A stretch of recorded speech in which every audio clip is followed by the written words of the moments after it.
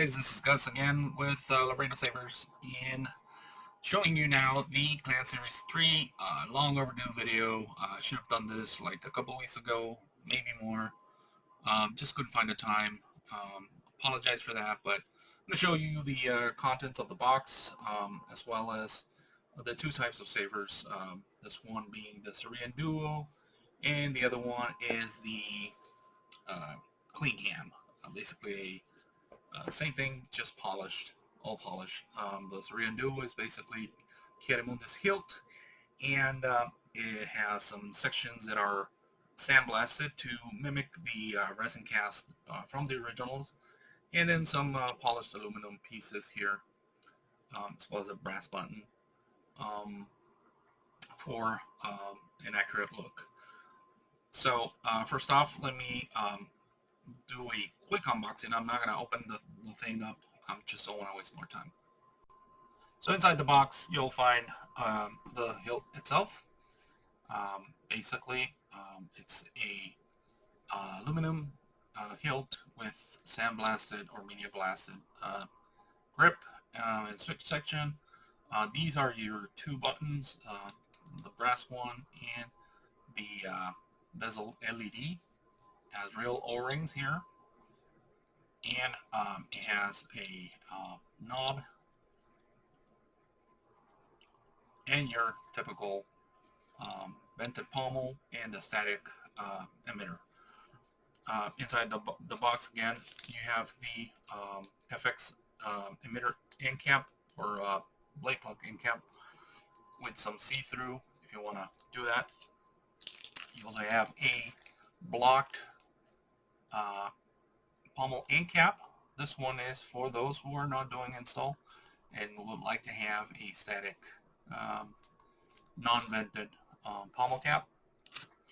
And then this is a different emitter top ring for here, because there are some prompts out there that were made during the filming of the films. I don't know if they were screen used or not, but where they have this ring flipped. The slope goes the other way. And obviously your typical Allen wrench and an extra set screw. So first of all, if you want to remove the blade plug, it's a little bit tricky. It's a two-step process, and mostly because I don't want to have any visible screws or set screws for the blade.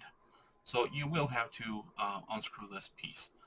Sometimes it's a little bit tight, so you will have to use the ring as well.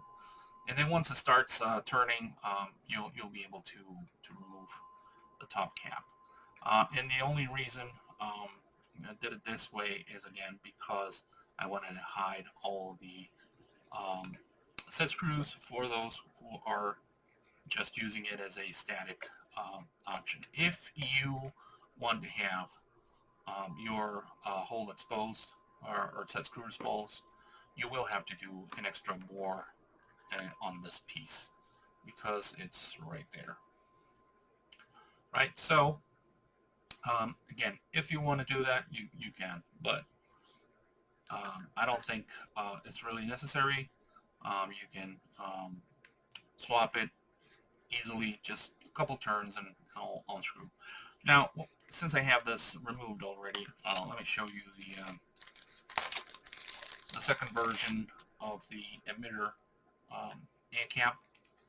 Again, you screw it this way, and it'll look a bit different. And it has a spacing here, so you can set flush the pommel, I mean the blade plug cap. So you can do that as well. It's all about options. Now, the pommel, it's a whole piece. This is a whole pommel, but the ring can be unscrewed.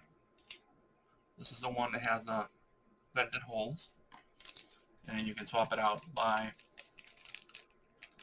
this one right here, which has the holes blocked.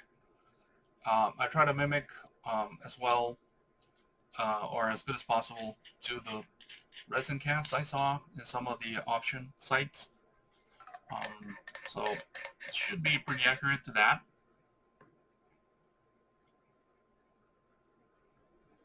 Again, that's for people who want to have a static hilt. And lastly, the my version of a lead bar, which is essentially mimicking a standard 10-segment LED bar, which I provide, in this case, in the raw. It doesn't have any anodizing on top. It's just raw aluminum. You can paint it white with a gray surface if you want, like the originals. I provide it as a separate piece, as always, because I want you to have the option to swap it out with a real one. You can do that. You can put it here. You will have to remove the legs off it. So it's not necessarily going to be useful. Although you could also mill the inside here and maybe use it. Kind of like what Saberbait did, or Jime did on his version of the Slayer of Clones, which is, I think it's called Saber in Hand. Anyways, I provide again two options for the see-through. It's either the clear, which is meant for if you're going to do the NeoPixel approach, and you have the red if you want to go a little bit more accurate towards the traditional LED bar graph. Also, it has holes for a 2mm diameter by 1mm height magnets, so you can maybe remove it.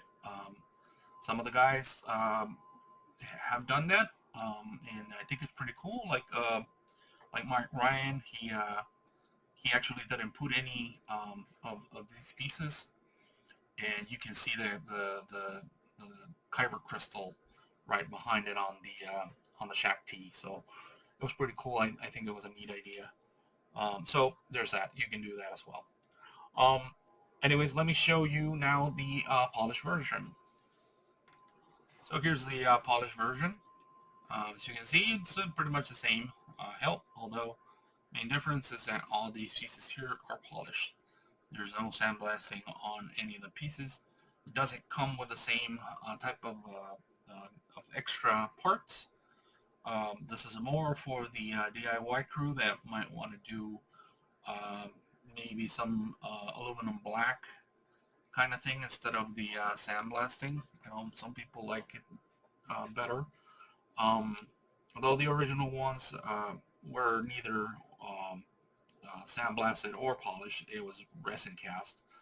I think the sandblasted with an acrylic wash looks very close to the original, so I think this is at least my preference, but I know that some guys want to do fancier stuff with their weathering techniques, which I truly love.